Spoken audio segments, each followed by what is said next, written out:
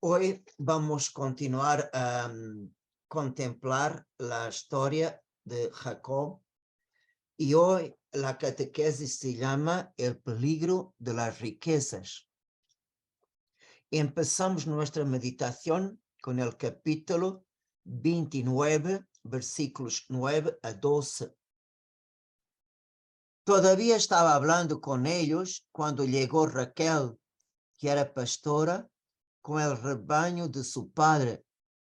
Apenas Jacob vio a Raquel, la hija de su tío Labán, que tenía el rebaño, se adelantó, hizo rodar la piedra que cubría la boca del pozo y dio de beber a las ovejas de su tío. Después besó a Raquel y lloró de emoción. Entonces le contó que él era pariente de Labán por ser hijo de Rebeca. Y ella fue corriendo a comunicar la noticia a su padre. Por tanto, en este gesto de Jacob, podemos ver cómo él era muy llegado a su madre y cómo aprendió de ella sus costumbres y sus virtudes humanas. Por tanto, vemos que Rebeca marcó mucho el carácter de su hijo Jacob. ¿Y cómo? Por ejemplo, si ustedes se recuerdan, cuando Eliezer fue a Mesopotamia para escoger una mujer para Isaac, él pidió a Dios un signo, que aquella elegida no solamente daría a beber a él como a sus camellos. Por tanto, era el gesto de su caridad para con los extranjeros y su servicio espontáneo, que sería el signo que Eliezer pidió a Dios. Y ahora vemos Jacob, cuando llegó Rebeca, él prontamente hizo lo mismo que su mamá hizo a Eliezer. Miren, él se adelantó.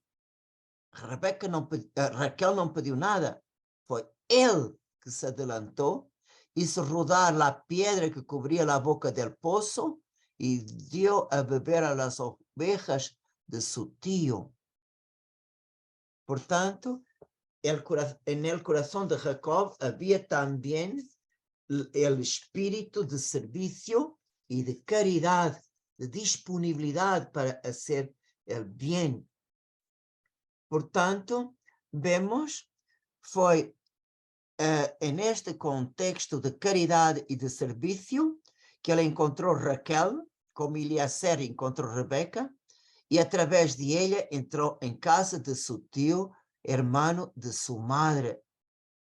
Y claro, a la primera vista, Labán le recibió con mucha alegría, una gran hospitalidad.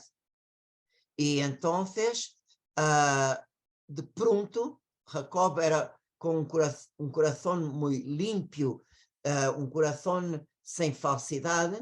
Luego contó a Labán todo que le había sucedido, los problemas que tenía con su hermano, y verdaderamente Labán dijo: realmente tú eres de mi misma sangre. Pero esta aparente caridad del comienzo era una mascarilla, porque en el corazón Labán era un hombre astuto y avaro, y nunca perdió una oportunidad para explotar alguna persona en su beneficio, en este caso a su sobrino. Y Dios, por anticipación, le dijo a Betel en el sueño que yo estoy contigo, te protegeré donde quiera que vayas y te haré volver a esta tierra. No te abandonaré hasta haber cumplido todo lo que te prometo. ¿Y cuál fue la primera falsidad de Labán? Fue que Labán tenía dos hijas, la mayor Lía y la menor Raquel. Pero Jacob estaba enamorado de la más nueva, Raquel. Y verdaderamente él pediu como esposa a Raquel, a su tío, y su tío dijo, te daré ella en casamiento, pero tienes que me servir durante 7 años. E para Jacob, como ele estava muito enamorado de Raquel, os 7 anos lhe pareceram poucos dias, porque valia a pena todo o sacrifício, todo o serviço, solamente para ter a mulher que ele desejava com todo o seu coração. Quando terminou este tempo, Labán preparou a boda, pero introduziu em la cámara nupcial não Raquel, Lía. E solamente no dia seguinte, Jacob viu que não era Raquel e se quejou a seu suegro. Então, su suegro dijo, no es costumbre en nuestro país casar primero la más nueva y después la mayor. Entonces, Labán hizo la propuesta, deja terminar la semana de tu boda y te daré de seguida Raquel, pero tienes que trabajar conmigo más 7 años. Sem salário. E por que que Jacob foi enganado? Porque no Médio Oriente a novia está sempre velada, portanto, o novio não vê ela todo o dia da festa, solamente ela é introduzida na câmara e verdadeiramente eles se unem, pero no hay ninguna iluminación y en verdad ellos consumen el casamiento y no hay una mirada propiamente dita. Y solamente en el día siguiente Jacob vio que fue engañado. Portanto, vimos que Jacob tuvo que servir 14 años sin salario, sin ningún provecho, su suegro, para poder tener sus mujeres. Entonces, vemos que esta costumbre de un hombre casar con 2 hermanas en la ley de Moisés fue prohibido, porque muy fácilmente podría provocar la rivalidad entre ellas, y también la ley de Moisés clasificó este acto, un hombre casar con 2 hermanas, como una acción incestuosa. Por tanto, fue prohibida por la ley de Moisés.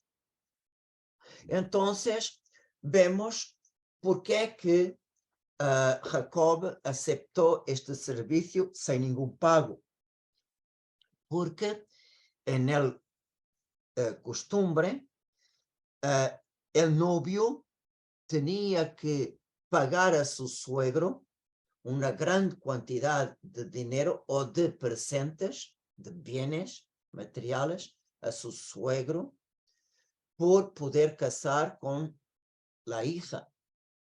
Y una parte de dinero y los bienes que el novio ofrece a la familia, una parte es para la novia.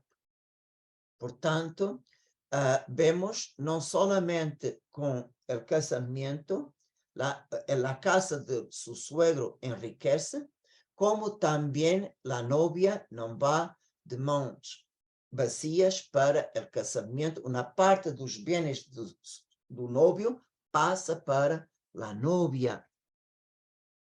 Portanto, vemos que el segundo acto de la ganancia de Jacob fue que él nunca dividió el ganho que Jacob dio a Labán 14 años, nunca dividió con sus hijas.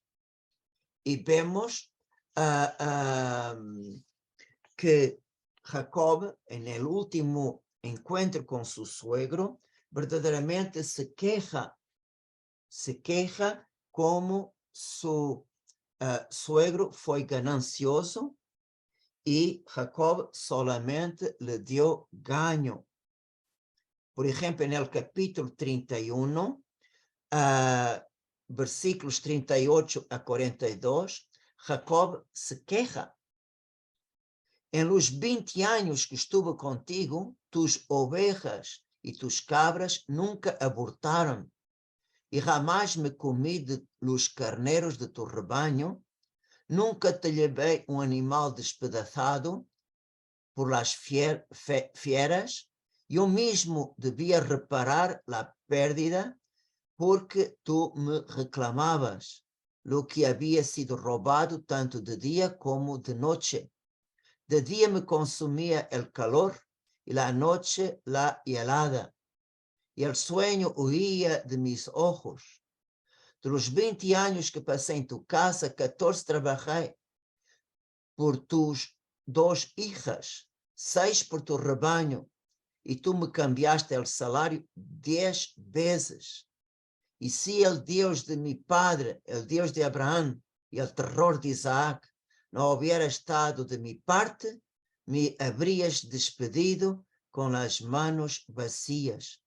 Pero Dios ha visto mi opresión y mi fatiga, y ayer por la noche pronunció su fallo.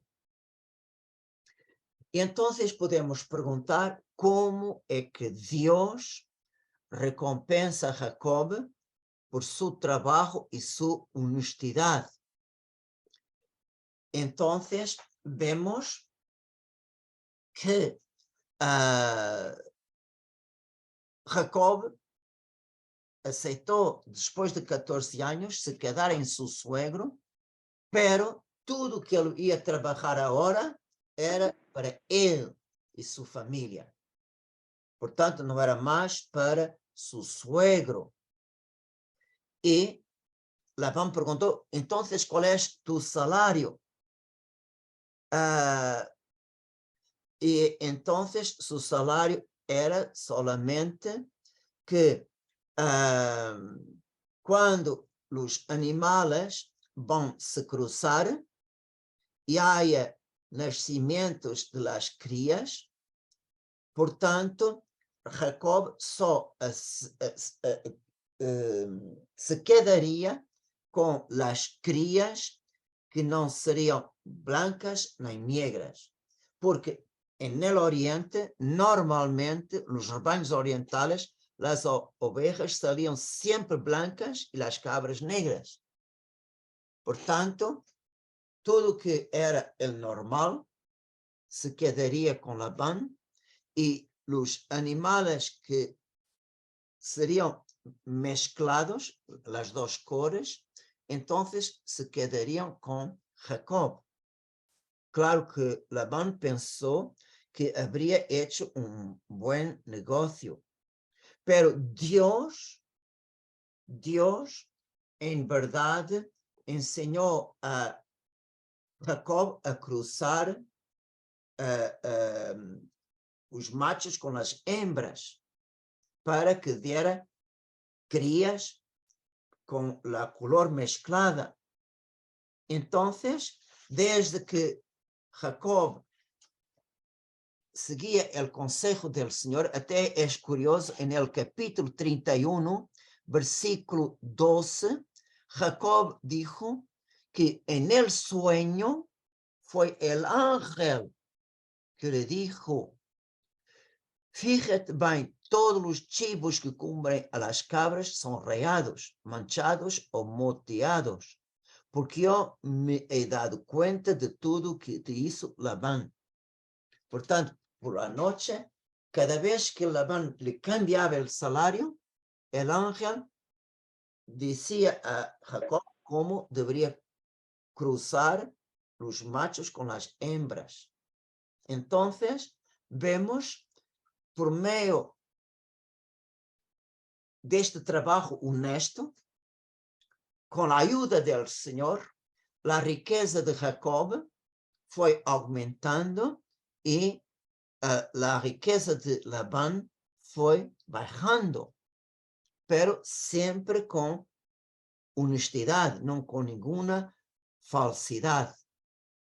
E verdadeiramente vemos, como dijo el capítulo 30, versículo 43, Jacob se hizo extremadamente rico y llegó a tener una gran cantidad de ganado, de esclavos y esclavas, camellos y asnos. Por tanto, Dios mismo enriquece a su siervo. ¿Y por qué que Deus enriquece o servo? Por su rectitud de corazón, por él siempre actuar con una fe buena, con un corazón recto. Ahora, se Deus, diz a Escritura, enriquece os amigos, não quer dizer que toda a riqueza seja uma bendição de Deus. Portanto, há fortunas injustas. Portanto, os bens mal adquiridos não beneficiam a quem os tem. E diz lá, Sagrada Escritura, hacer tesouros com uma língua falsa é a vanidade fugitiva de los que buscam a muerte. E os malvados se reúnem, portanto, para acumular riquezas, pero finalmente hacen herederos los justos. Foi como sucedió con Labán.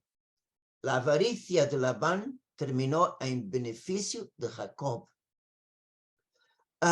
Portanto, en la Escritura, en el Antiguo Testamento, se habla que es un grande mal que os bens da terra se quedem nas mãos de pequeno grupo de privilegiados. E, portanto, o profeta Jeremias e Isaías, eles dão palavras muito fortes em nome de Deus contra os ricos que acumulam, enquanto a maior parte do povo se queda em grande necessidade. E, portanto, o peligro da riqueza é que os ímpios, os ricos, muito facilmente põem sua esperança e seu coração nos bens deste mundo e se olvidam de Deus. Portanto, eu não necessito de Deus porque tenho muita fartura. E, em verdade, as pessoas que têm muito e se olvidam de Deus, facilmente eles se põem sua confiança em coisas que não são Deus. Por isso, hoje também há este peligro que hacen de la matéria su Deus. Portanto, vemos que el peligro de la riqueza oscurece el corazón. Y en el libro de los proverbios tenemos una pasaje muy linda que nos ayuda mucho en esta tentación, que es el libro de los proverbios, capítulo 30, versículos 7 a 9. há duas coisas que eu te pido, Senhor. Não me las niegues antes que muera. Aleja de mí la falsidad y la mentira. No me des ni pobreza ni riqueza. Dame la ración necesaria, no sea que al sentirme satisfecho, reniegue y diga, ¿quién es el Señor? O que, siendo pobre, me ponga a robar y atente contra el nombre de mi Dios. Portanto, dame la ración necesaria. Y, en verdad, ¿cuál es la verdadera riqueza? La verdadera riqueza, nos dice Jesús, son aquellos bienes que nada, ni el ladrón puede robar, ni los animalitos pueden corromper. Por tanto, há três coisas, três riquezas que deve ser nuestro tesouro. Em primeiro lugar, o dom de Deus a nós outros. Deus mesmo se entrega totalmente em nossas manos. Deus amou de tal maneira o mundo que lhe entregou seu próprio Hijo. Outra, la perfecta comunhão que nós outros podemos ter com o Senhor. E a comunhão máxima que temos é a Eucaristia.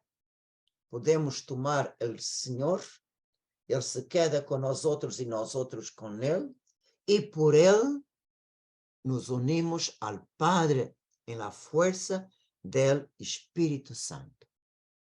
E o último, a terceira coisa, é o cielo, sermos herederos de la casa del Padre. Portanto, estas três coisas é aquele tesouro escondido en el campo. Quem o encuentra va, vende tudo o que tiene para poder comprar el campo e ter el tesouro. Portanto, vender tudo o que tiene significa não renunciar a não ter nada, como São Francisco, não é esse sentido, é não poner nosso coração como escravo das coisas deste mundo. Portanto, o que temos, partilhamos em primeiro lugar com nossa família, que os bens são comuns para os membros de nossa família que vivem com nós outros. O que é do padre é da madre, o que é da madre é do padre, o que é dos padres é dos hijos, está a seu serviço, e os hijos são dos padres. Portanto, há aqui uma comunhão. E também é muito importante de transformar as coisas que nós outros temos em obras de misericórdia. E não se olvidem o que nosso Senhor Jesucristo disse no Evangelho. Quem dá, nem que seja vaso de água fresca a destes pequenitos por ser meu discípulo, não perderá sua recompensa. Então, nossa generosidade sempre põe em ação a generosidade divina. Então, através das obras de misericórdia, por exemplo, corporales, nós outros transformamos nossos bens em riquezas que contam aos olhos de Deus. Tudo o que nós outros damos, en el cielo encontraremos, através de nossas obras de misericórdia. Y Jesús es muy claro en el Evangelio. Nosotros no podemos servir a Dios y al dinero. Pero la palabra original que está en el Evangelio de San Mateo, dice, no podemos servir a Dios y al mamón. O que es mamón? No es el dinero. Mamón es un nombre de un demonio que tiene debajo de sus patas las riquezas de este mundo. Por tanto, toda atracción que los bienes de este mundo influencian los hombres, por ejemplo, toda la avaricia, toda ganancia, por ejemplo, el vicio do juego, los casinos, todo eso, está bajo de la influencia de este demonio, Mamón. Por tanto, no podemos servir a Dios y al demonio que tiene poder sobre las riquezas de este mundo. Yo oí, hay una predicación de un sacerdote que él decía, agora no me recuerdo de todos los detalles, que estaba en la vida de un santo, que él escuchó un diálogo entre Dios y un demonio. Y el demonio se ría de Jesús. Él decía, tú, para teneres algunas personas, un pequeño grupo, tú tuviste que pasar tanto, sufrir tanto, morrer en una cruz. Y yo, con un poquito de monedas de oro, a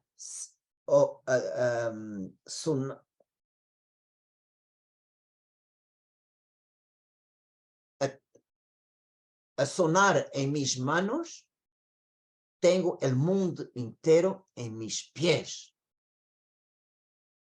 Por tanto, es solamente para vermos cómo fácilmente las cosas de este mundo pueden sofocar la palabra de Dios y pueden alejar el corazón del hombre por la soberbia, por la ganancia, por la avaricia. ¿Cómo podemos nos alejarmos de Dios? Y las cosas de este mundo son un gran engaño. Miren la parábola que el Señor contó en Lucas 12. Había un hombre rico cuyas tierras habían producido mucho y se preguntaba a sí mismo, ¿qué voy a hacer? No tengo dónde guardar mi cosecha. Después pensó, voy a hacer esto. Demoliré mis graneros, construiré otros más grandes y amontonaré allí todo mi trigo y mis bienes. Y diré a mi alma, alma mía, tienes bienes almacenados para muchos años. Descansa, come, bebe, deita y date buena vida. Pero Dios le dijo, insensato, esta misma noche vas a morir. ¿Y para quién será lo que has amontonado?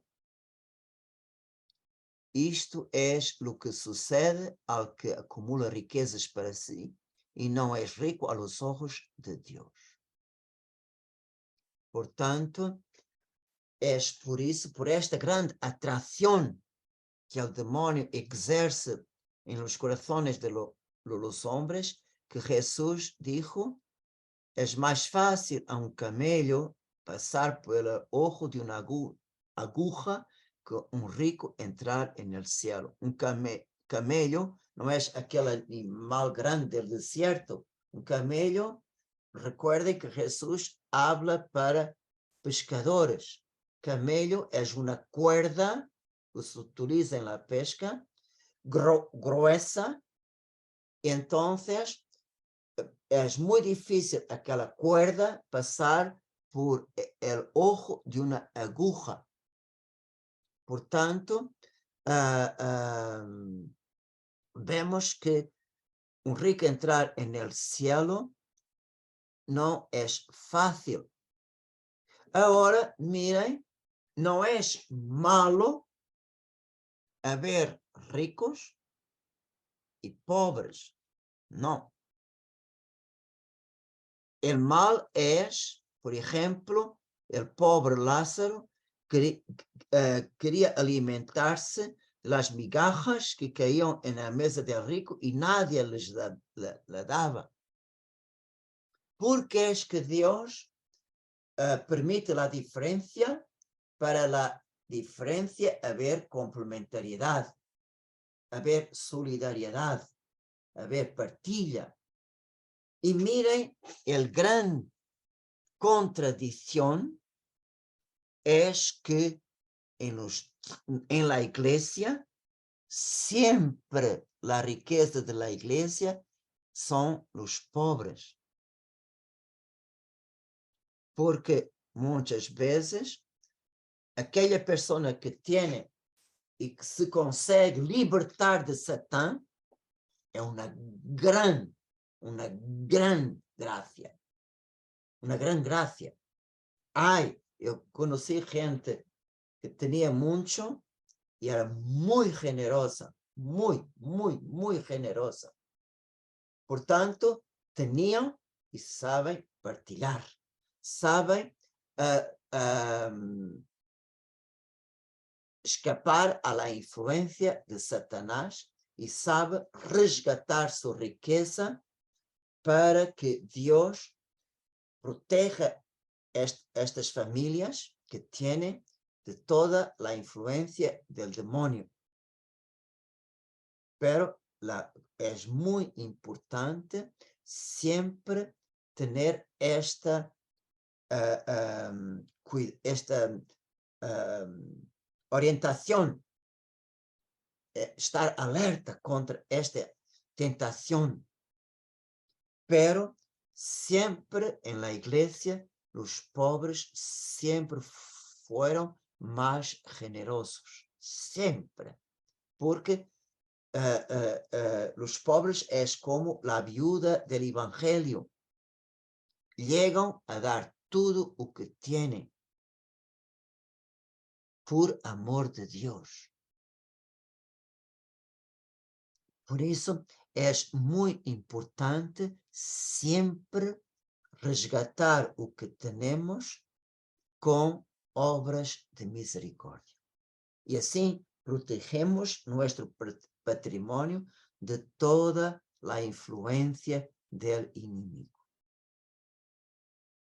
Porque Dios siempre nos regala más de lo que necesitamos. Hoy, por ejemplo, tuve una gracia de terminar mi día en la parroquia con un joven adulto que necesitaba de vir a hablar conmigo.